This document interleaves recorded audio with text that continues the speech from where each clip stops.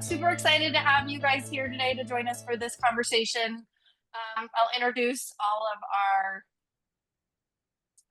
participants in a moment here, but while we're doing that, we would also love to know who we have joining us from the audience. So if you want to just take a quick minute to introduce yourself, let us know where you're coming from, what your role is at your organization or institution. I always like to know what's happening with the weather around the country and the world.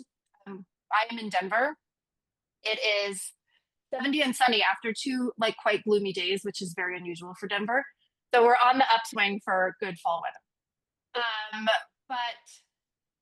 And I'm Katie Kapler, so I am the co-founder and CEO of InScribe, and I'm going to help just guide the conversation today. But really the star of our show today is Julia Gaudette, who is the Assistant Director of Student Involvement from Southern New Hampshire University. Julia, say hi.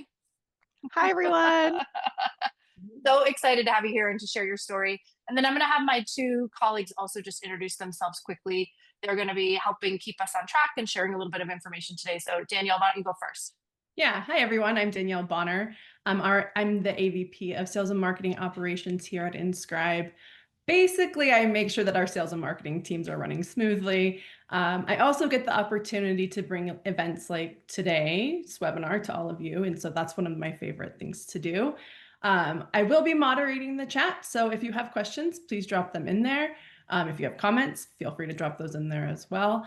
The only thing that I would say about the chat is it defaults to sending your question or your comment to hosts and panelists. So just switch that over to everyone if you feel comfortable sharing with everybody in our community. Thank you, Pass it over to Aaron. Awesome.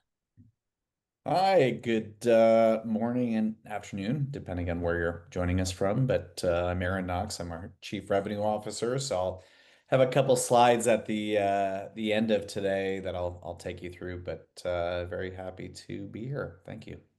Awesome. Okay, great. Thanks, guys. And Danielle, let me know if there's anything you want us to touch on that pops up in the chat. I've already lost control. Everyone is introducing themselves. So thank you for introducing yourselves. And I see that's a good sign. This will be a fun conversation. We would love for it to be interactive. So please put your questions in there. We'll pull them in as we go. I also just want to mention, I'll mention this again at the end. We heard from people as we were doing the webinars that great information coming, and then sometimes they have more specific questions about how this type of strategy applies to work that they are doing. So, and it's kind of difficult maybe to get that done in a webinar format. So we are going to host what we call Administrators Roundtable next week on Thursday. Essentially, this is just an opportunity for the audience members to come and talk to each other, talk to us about how your work overlaps with what we're talking about today. So we'd love to welcome you to that event. I think Danielle's going to drop the link in the chat. As I mentioned, we'll re-drop that at the very end here. But yeah, so just a good way for us to get to know you and help answer any kind of detailed questions that you have, and for you guys to meet each other.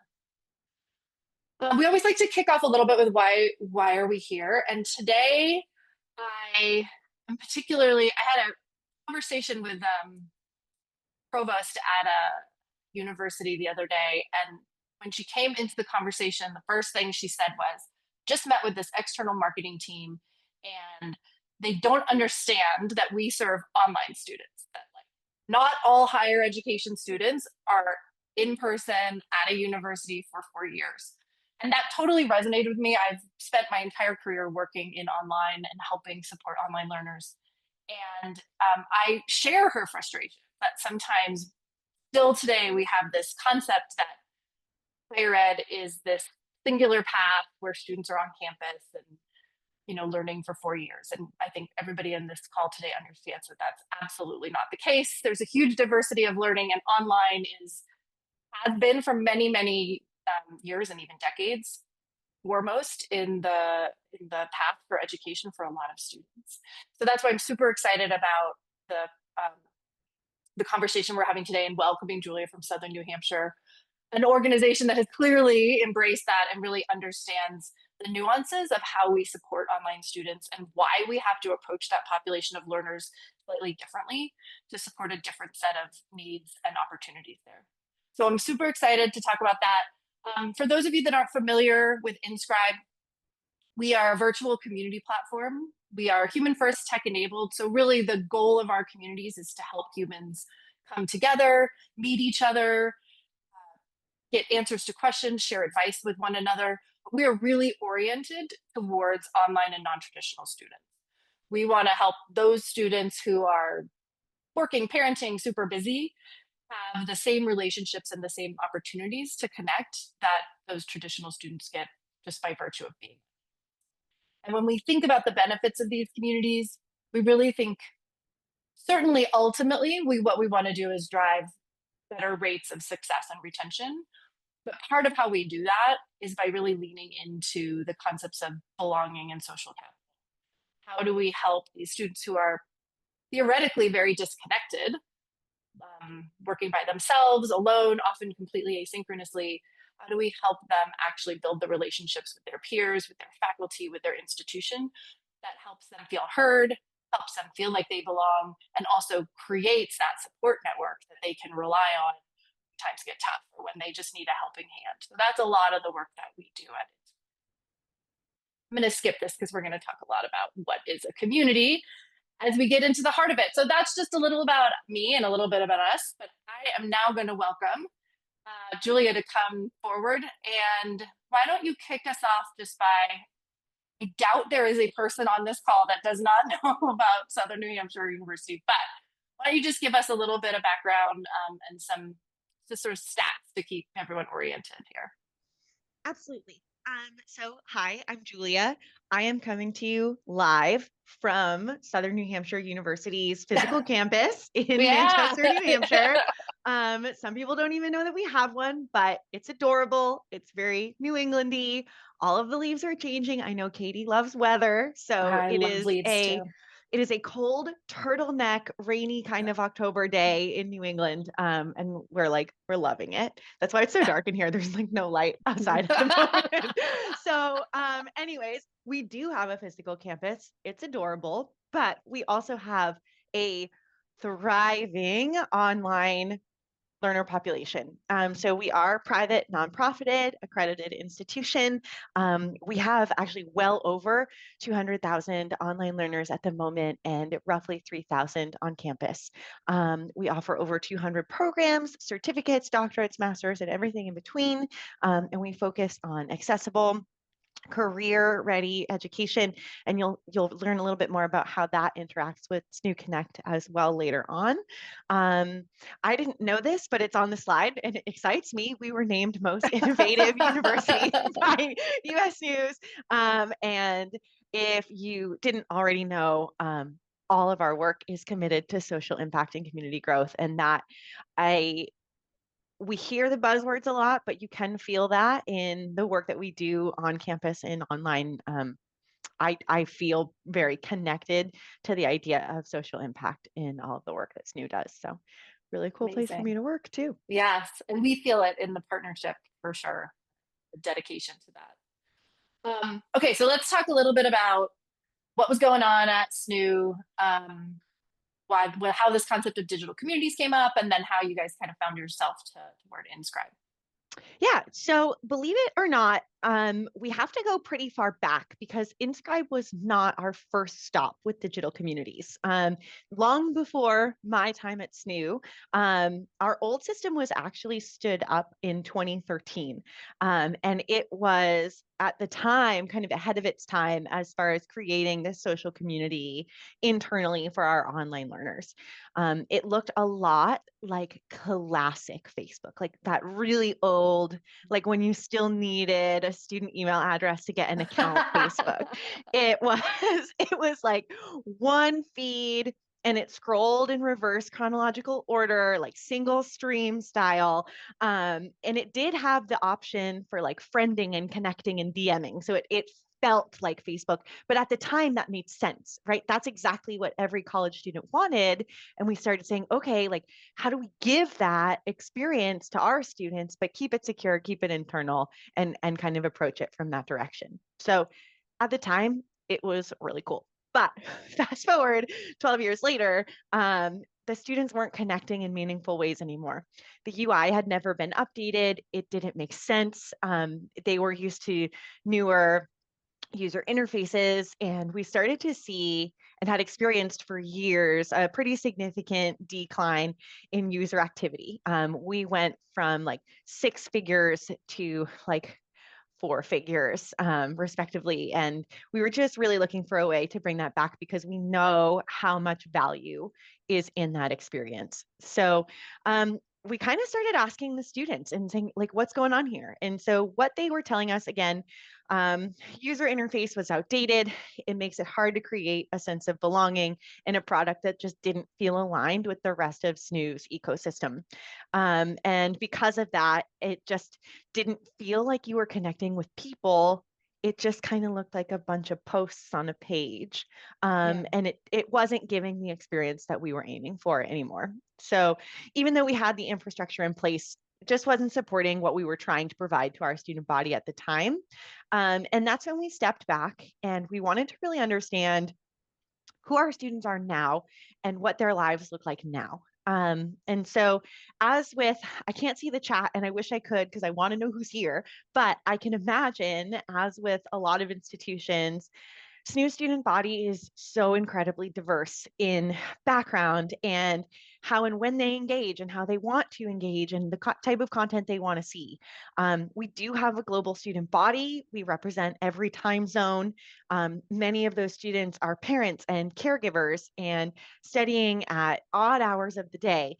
They balance jobs, military service, shift work, and they're all still finding time for their education. But that means we want our community to feel like a buzzing space that's always on and ready for them. We also know that a lot of them are first generation learners navigating higher ed without clear role models who have done this before them. We also have a huge population of returning students returning to school after a number of years away, facing anxiety about new technologies and meeting classmates and like the faster pace of online learning than what they're used to. And I will say, I actually love it so much when people show up in SNHU Connect and just openly post their age. It cracks me up. It's absolutely adorable, and they tend to be like one of the most engaging types of posts we see. People are just so excited to like welcome them to the community when they share that. So what I'm trying to say, regardless of background, we know that our students' time and attention is limited, and the community needs to meet them where they are. Physically, technically, mentally, like we need to be where they want us to be. So with that understanding, we kind of set about defining what our new community needed to be since we had so many options available to us. So I'm so glad, I was just going to say, Jill, I'm so glad you mentioned that last thing about the anxiety, because I think, I mean, I'm assuming everyone on this call would like this would resonate, but just the adult learner population, the amount of imposter syndrome that is carried in that population of learners, it shocked me even to really start to understand that and how demystifying, you know, who the other students are and that they are just like you and, you know, have similar anxieties.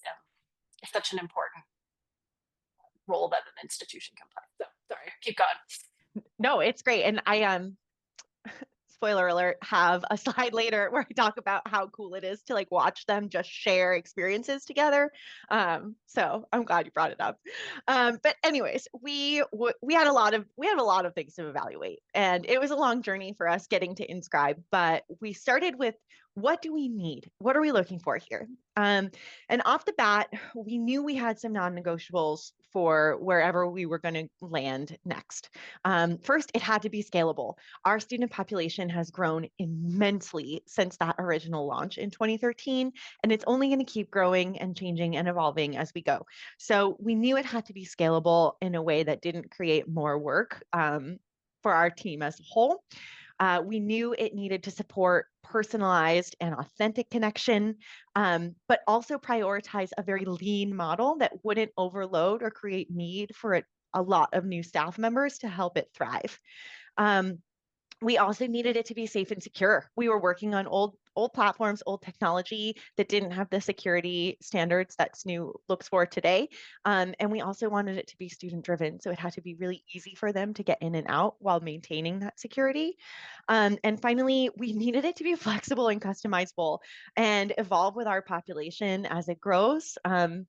And even now, I'm already seeing how flexible and customizable it can be, even after just six short months of use. So with this foundation, we started exploring design and implementation, which ultimately brought us to InScribe. And with that, we launched our new and improved SNHU Connect. You did such a good job. I missed the cue. So meet our new SNHU Connect, powered by InScribe and built around our modern students' needs. And we love it so far. So some things we really love about it. Seamless integration into our LMS portals and our other internal websites for students. We are loving the mobile app. That was a huge ask from our students when we were evaluating new platforms for SNHU Connect. It keeps it accessible anytime, anywhere. I see all kinds of posts from students being like, I'm in line at Target. Like, hey, everyone. So very, very cool to see that come through. And with the help of my very favorite partners, I think Anna's on this call. Hi, Anna. We have been crafting and customizing the experience for our students, and we just continue to evolve with their needs. So they're really telling us what they want next, and we're doing our best to give it to them every time. And one thing I do want to highlight here is that our students are loving how much not only we're able to customize the platform for them, but also how much they're able to customize their own experience out of the box. So the flexible, student-friendly interface, it's able to serve, and we talk about ages, but it's able to serve all ages and tech comfort levels, no matter who you are or where you're starting from. So I personally have actually sunk a lot of time into educating our users on how they can make InScribe work for them, because the more customized it is to what they want to see, the more likely they are to come back. I actually just did, I wasn't sure if I was going to tell this story, but I really want to tell it. I just did a webinar a few weeks ago. I typically do like a monthly training webinar just to get people acquainted with the software. And it was a smaller crew, and I kind of found out that one of our students that came had been like an active user in the platform since launch day. And I was like, why are you here? You know how to use this. And he was like, I just wanted to see like what you had to say. I'd never met you in person, wanted to like see. And I like publicly stated at the beginning of the webinar, all I wanted to accomplish that day was to teach the student one thing he didn't already know about the platform. And it actually ended up being the customized view function. Flipping back and forth between grid and reading panel. And he was so excited about it. I watched him go back to his club and tell the club about it. And he was like, just in case you guys didn't know. So they do. My point is they actually love what they can do for themselves in addition to what we can do for them. So we're just so excited about having the platform in-house. And let's take a look now at how Julia, before we go forward, 3 quick questions I would like to address. The first question is, does it integrate into Canvas? And the answer to that is yes. Yes. Katie, do you want to elaborate on that? Well, I would just, so Southern New Hampshire is a D2L organization. So Canvas, D2L, Moodle, Blackboard, edX, Coursera. There's probably others, but essentially any learning platform you're using. And then briefly mentioned is the mobile app. So do students connect to the mobile app the same way that they do online? Meaning they use their same credentials to log in and access it, yes. And then it's not necessarily an integrated, it's an app that lives on their phone that they can go directly to versus like coming through D2L. I don't know, Julie, if you'd add anything to that. I don't know if, I hope I answered the question. This is about logging into the mobile app. Yes. I don't think I have full context on the question based on how it was written, but The only thing I'll add is SNU students would use a separate app to get to SNU Connect versus their learning environment. But none of them really seem to care. And they seem to kind of like it separate. And we want it to feel a little bit different. So that's okay for us. Yeah, for sure. Somebody just asked about Brightspace. Yes. Yes. Sorry, I say D2L, but I mean Brightspace. I don't know why I can't get that. And then I'd like to address one thing, and then there's another question that we'll get to. But we have mentioned Anna. Can we explain who Anna is? And can we also talk about our customer success team a little bit, Katie? Sure. Anna runs our implementation and customer success organization. So she has been deeply partnered with Julia and the folks at SNU to get the community launched and then make sure that it's thriving. Yes, so we are definitely a service-oriented business when it comes to making sure that your communities thrive. We do not expect you to be experts. SNU is a little bit of an exception here, but we don't expect everyone to be an expert in how to design and manage community. Like, that's our job, and that's what we're really good at. So if you were to partner with InScribe, we provide you with a dedicated customer success rep. They take you through the implementation, they help guide you through what launch looks like, and then they meet with you on a regular basis indefinitely and for the duration of our relationship to make sure that the community's thriving, behaving how we expect it to behave. Do we want to tweak things? Just really your constant companion to make sure that things are successful. Oh, so many good questions coming in. Holy moly. Okay. The next one is about sharing data. So we currently use Campus Labs Engage for student engagement and club pages, events, budgets, etc. Can the data from InScribe migrate over to those platforms? Or that? I think it's the opposite. Possibly. Can that data come over to the InScribe? The If answer is I got it possibly. right, We absolutely can ingest data. And I don't know, Julia, if you want to talk a little bit about what the migration path was from the previous system. Sometimes it depends on what we can get out of the previous system. So I'm going to say probably, but that would warrant maybe a slightly deeper conversation. Okay, next question, and then we'll move forward in the slides, and I'll hold a couple questions for a bit. With 200,000 students, how do they find each other? Can they filter for, say, students in Vietnam or all students from Nairobi working on a business admin degree? So how can students connect with each other within the platform? So I think this is a really cool question, and I could debate the idea for hours, but it was a very strategic decision on my part at the beginning of this to never optimize the platform based on someone's location. And those students do want to meet people from their own area. The beauty of this platform is that you don't have to be on the same side of the earth as a SNU student to connect with them. So our students find each other based on common interests. And we will see more about that and how that works later. But we've always built it based on common interests, common learning, ways they can support each other. So it's not based on location at all. And I'm going to stop there so I don't ruin my own story later. Fantastic questions. Keep them coming in. Yeah. All right. Let us know when you're ready to pause again on the questions, Danielle, for the questions. Okay, keep going, Julia. All right. So it's funny, we just kind of talked about this, but one core truth that I think most of us know in higher ed is that belonging doesn't look the same for anyone. And every student has their own version of what belonging to the institution and to the community of the institution means to them. So some of them are seeking social connection, some of them are seeking academic support, some of them are seeking what I call one-stop shopping. They show up, they get the answer they need, and they leave. And we've done our job for them. We've done our job for the students that log in every day. It just depends on what they're looking for. So the way we went about setting up new SNU Connect was designing two distinct spaces, and we have it separated between social and academic. And so what that does, based on what I was just saying, is it allows students to find their peers based on what they're looking for. If they're looking to talk to students in the same classes as them, they would go to the academic side.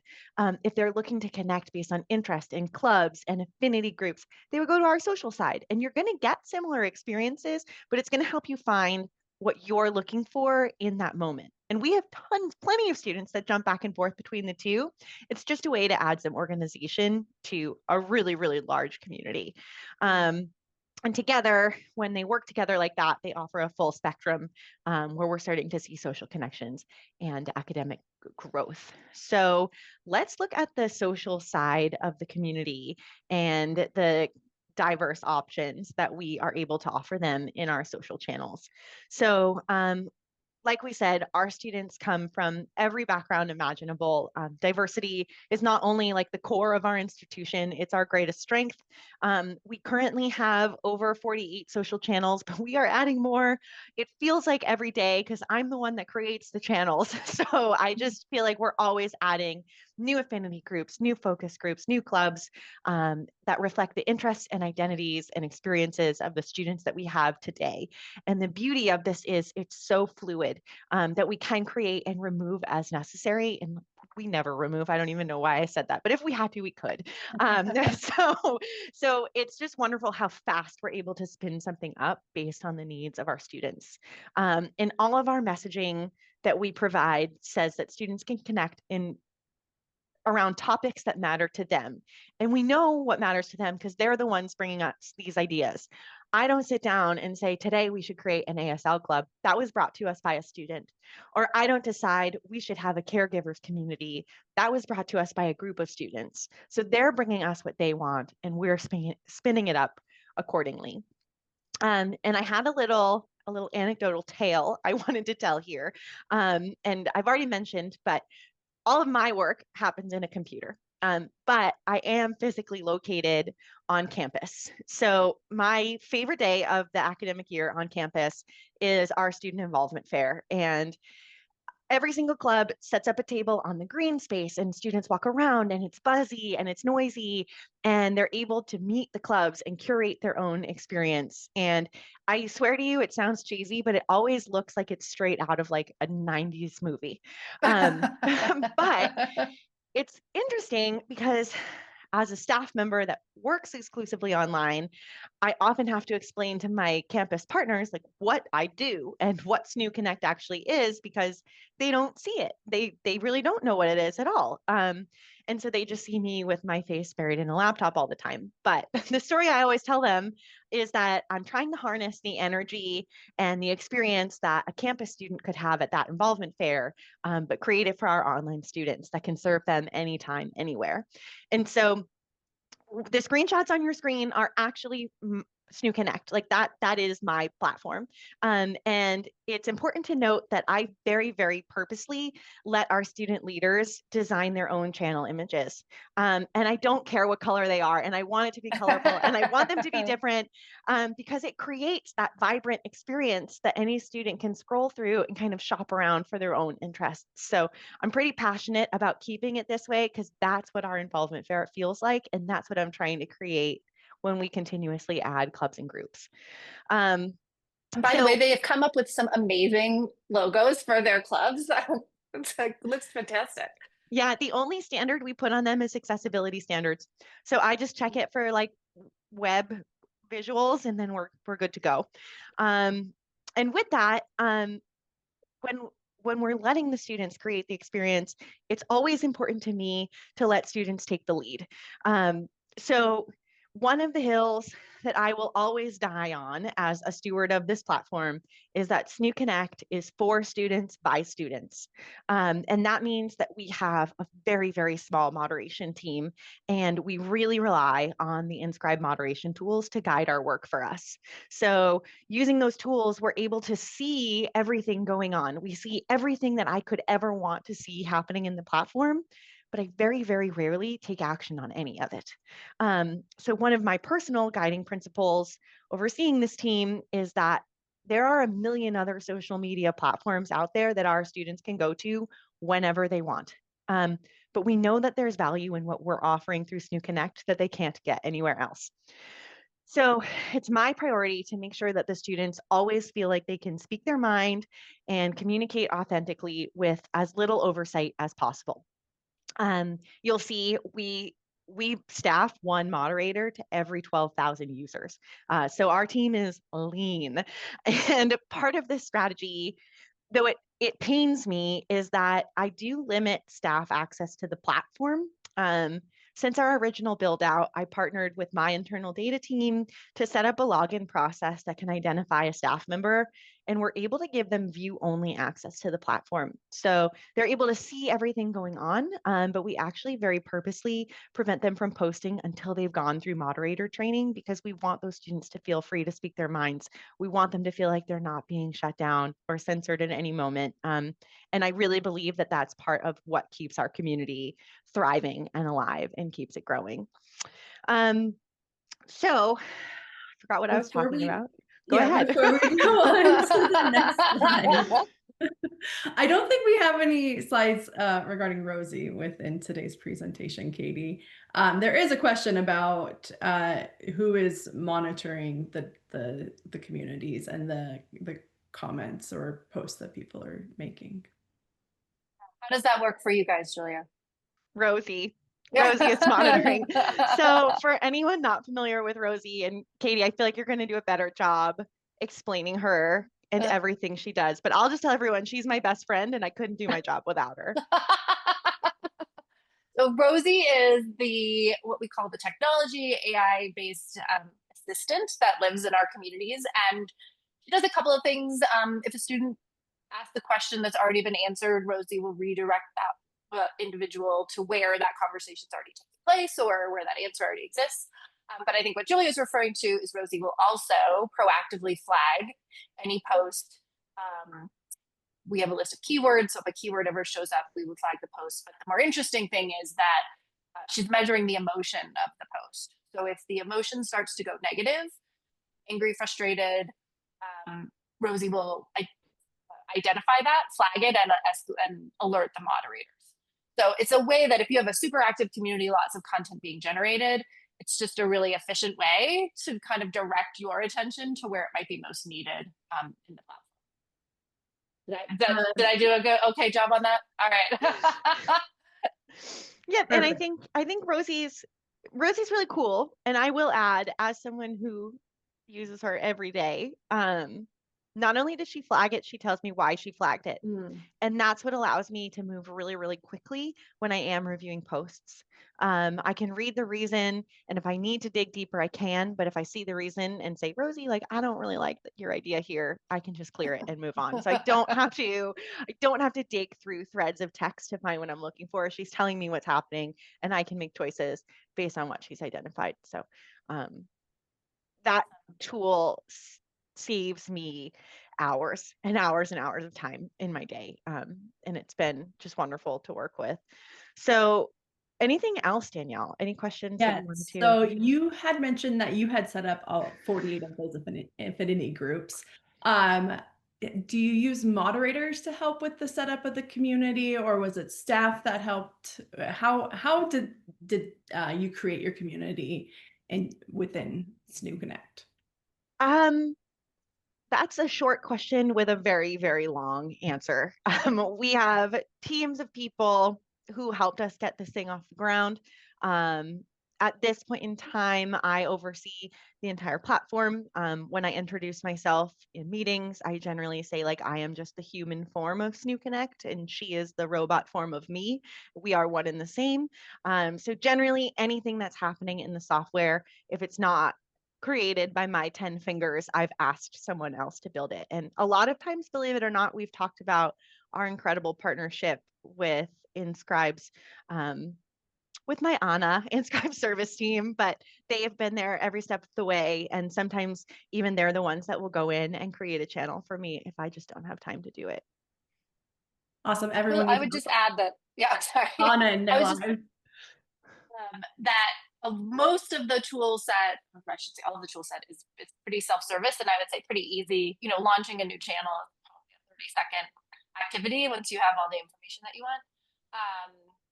So it's relatively easy to manage internally. once you're up and going. Agreed. One last, and this should be quick question. Do you have both online and on-campus students within your communities? I'm not going to answer that question yet because we're going to talk about it later. Oh, there we go. Stay tuned. Stay tuned. I love it. I like it. It's intriguing. So, not only do we have a thriving population, we have some really, really strong month-over-month numbers. And now we're starting to look at what's making us successful. What are we doing right? What keeps the students coming back? So I talked about my moderation approach a little bit earlier. But the beauty of it is that the students really are the drivers of our content. And in my experience, even with a massive population of online students, almost always they are so respectful and so positive, and they set the examples for each other. And it's actually super rare, even with the lean moderation model that we use, it's super rare that we see posts from students that are detrimental to the community or posts that have to be removed. So our students keep coming back because they support each other. And I know we were talking about Rosie and moderation and who's moderating our posts, but there's one functionality InScribe offers that allows students to support each other in a pretty unique way, which is when moderators aren't always the first ones to respond to a post, it creates the space for students to do so. And it's been really cool for me to watch. We have the ability to see in the tool posts that haven't been responded to yet, and the students can see that too. So they'll jump in and they'll respond, and it's cool to watch that for a student instead of a moderator to do that first response, because they're coming from the same place and they're creating that interaction that shows true empathy in their responses.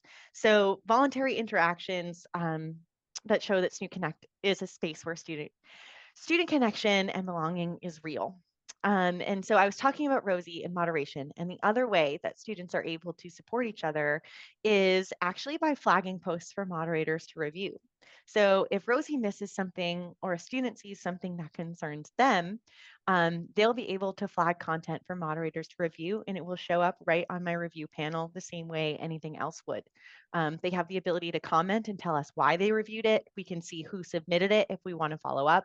And they've been, my students have been incredible partners in the work to keep the community safe and positive for everyone. So a really cool way to create that space that they want to keep coming back to. I love that you're having that experience. I mean, people do tell us that students really bring their best selves to these spaces, and it's really heartwarming to see the conversations that take place. It's really, it warms my heart every day. I do technical work. I'm a technical person, and I actually have feelings when I read these posts. So it's wonderful. Other reasons that we've identified that bring students back time over time to the platform is that we're also a hub for resources and support. But it's not just because we're linking it into the software. We're once again seeing students support each other by actioning posts almost immediately. And this is one area where we were really careful to set a good example from the start. A strategy that we implemented from the beginning comes from my team, and it's called the Student Engagement Council. So this is a group of students. They go through an application process. They're selected as student leaders for the online community. This mirrors a lot of student government associations that you would find on a physical campus, but part of the requirements of their position is that they're active within SNHU Connect almost on a daily basis. And they're kind of undercover. We don't tell them they have to be undercover, but we don't go out of our way to label them as such. And if we have seen some of them update their handles in SNHU Connect to say member of Student Engagement Council. It's really cute. But the coolest part about all this is they're assigned to specific channels in the platform. So some of them are welcoming new students every day. Some of them are just in there answering questions and sharing resources as needed. But because we trained this and had trained them and had this ready to go at launch, they instantly set an example for how others should behave within the community. And now, because it's trickled down, we see so many students sharing resources and mimicking this behavior, even though they have no idea that the Student Engagement Council exists. So we did put a couple good behavior plants in there, but it has paid off in dividends because now it's just the culture of our platform and what we see happening every day. Awesome. And then we also keep checking in with our students to see what's working and see what's not. And with that, perfect. So as much as I love being the builder and the steward of this platform where students can connect, a lot of you might understand the challenges in really honing in on the ROI of belonging. So a lot of the time I do try to ground myself in the business case for this work and focus on this tool, on how this tool helps students feel connected. And so I try to keep our channels really focused on shared identities. I try to keep it focused on shared interests and experiences and ensure that all of the language coming from moderators makes students feel validated and supported as whole people and not just names on the screen. And so belonging feeds right into the feedback and the real feedback that we're starting to see every day within the platform. And so next slide, please. One thing I started doing to try to apply some hard data to what the students were saying was putting a really simple poll right on our homepage within SNHU Connect. And all I do is ask students if they find the platform easy to use or not.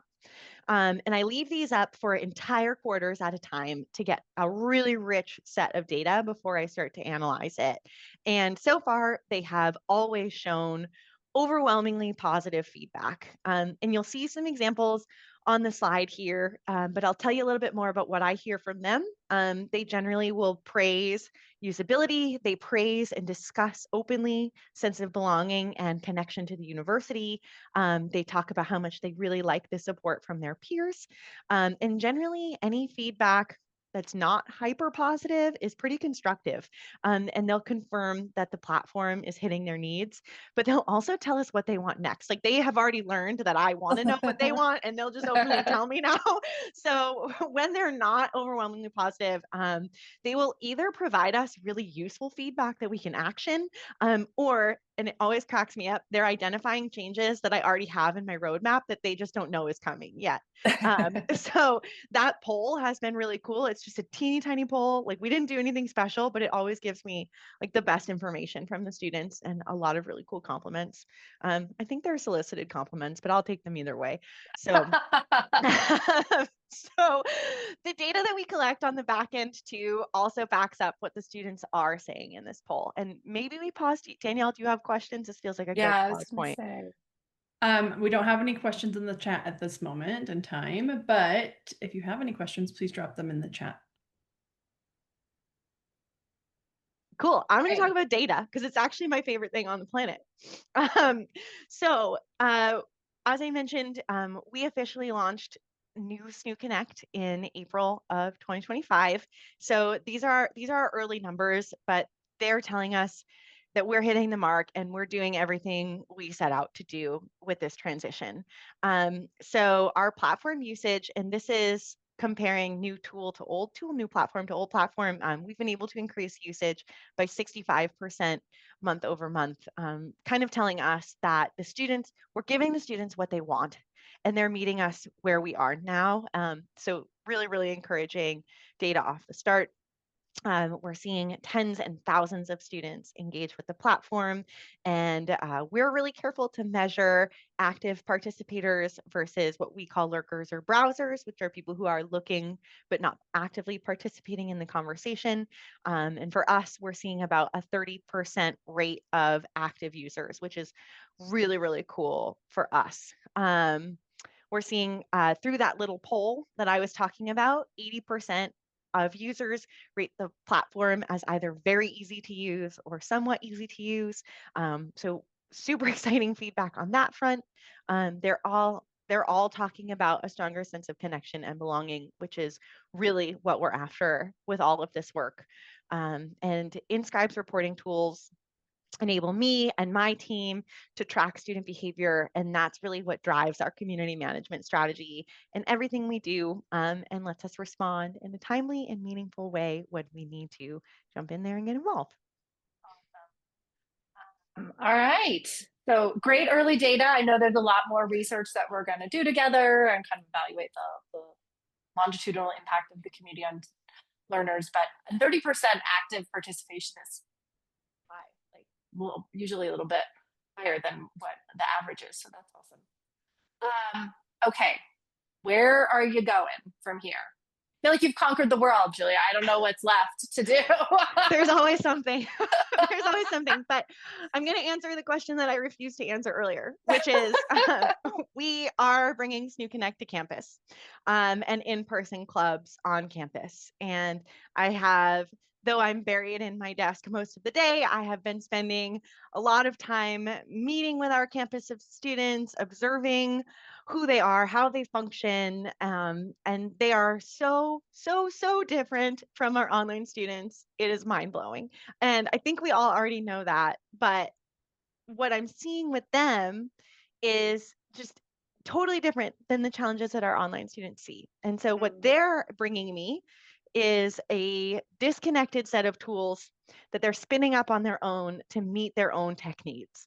And so they're using just a disjointed set, and every club is different, and they're choosing to do different things just based on what their e-board members want to do at the time.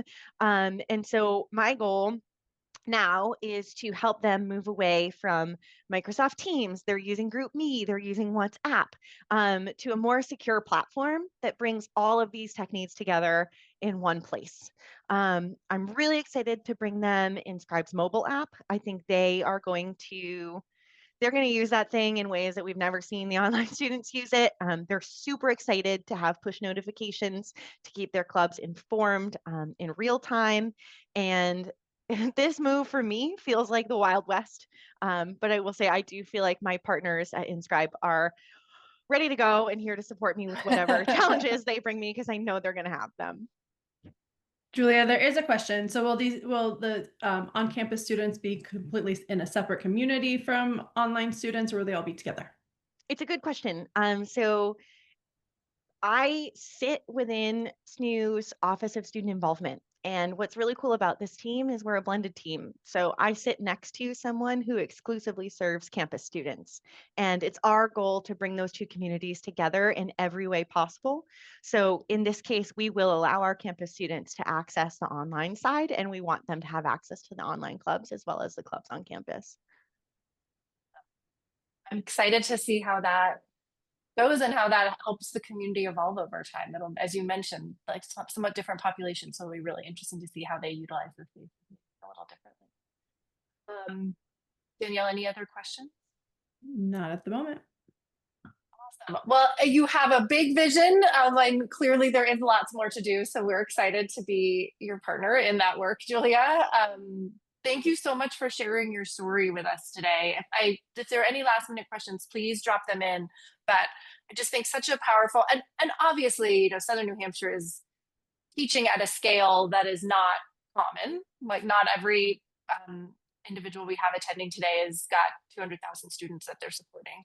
But what I think is really neat is the demonstration that you can build a space like this, that scale for that many students, and have it be positive and successful and manageable. And similarly, you could build a space for a smaller number of students and achieve the same goal. So I'm glad that we get to see the diversity of what can be done with all of that. So thank you so much for sharing all of that. As any last minute questions come in, I just want to remind everybody about the roundtable that we're hosting next Thursday. Please join us. Super casual conversation. Just really, again, hearing more from the audience about what they're working on, what challenges and opportunities they face, and answer any questions that we can there. I'm also going to welcome to come forward Aaron from our team, who you met earlier. He's just going to tell you a couple things about InScribe, and then we will wrap it up. No worries. Julie, I have to say this has been awesome. Even though we've gone a little bit over time, I think we've lost two people. So it's riveting. Hopefully, I can keep some of that going. But I joke that oftentimes my part in these webinars is sort of like the PBS pledge drive. But I want to key in on a few things. Number one, Katie mentioned that obviously Southern New Hampshire is huge. We have attendees here that represent community colleges, small private institutions, large publics, and there is a broad applicability in what we do to all different kinds of learning environments. We're also quite impact oriented. So as SNHU continues the amazing work that it's doing, I look forward to Julia hopefully seeing some results impact on retention and some of these other areas over time. So that's quite critically important to us. If we go to the next slide. So part of our mission, this is the PBS Pledge Drive part. Part of our mission is looking to add customers over time. I'd argue that we're one of the good guys. Our investors are all impact investors. So Arizona State University, ECMC, Juvo, all nonprofit, mission-driven investors. We're also as a company that invests not a lot on our sales and marketing efforts. So we'd rather put those dollars back into the product and back into how we support our institutions. And then finally, we'll have a few minutes left at the end of this where we'll shift over if you have some very specific questions about InScribe. We can do that. Katie mentioned the roundtable, which is a great opportunity to say, okay, this all sounds great, but how do I apply it to my institution? How many people will I need to run it? What does it cost? All of those sorts of things. So please register for that roundtable next week, and we'll give you, in a very low pressure environment, the opportunity to ask those sorts of questions. And then finally, Danielle will send out a survey, and it'll give you an option to also indicate if you want to learn more about InScribe, and we'll reach out to you to arrange a call to do so. So thank you everybody for allowing me a couple minutes to make that pitch, but we definitely need your support to continue this mission, and that very much sounded PBS-ish. So thank you. Thanks, Aaron. So we're going to try this. I think we still have a lot of people on the call and we have a few minutes left. Daniel, will you explain how this works? Because I'm not sure I understand. So I'm going to promote some people to panelists. If you would like to turn your camera on or unmute yourself and ask a question, we would love to engage with you. So I'm going to start doing that now. It is going to take me a minute to get through this. So Okay. just hang with us while I transition that. Are there any more slides that you want to get through before or while? Well, I was just going to say big thank you to Julia for being here and sharing your story. And I know this is just the first of many conversations that we're going to have together. So thank you. And then I would love to stay connected to folks as Daniel is bringing people in here. This is all the information about me, but the best way to connect with me probably is LinkedIn. Reach out to me there. I'd love to just stay connected on that platform and learn a bit more about you.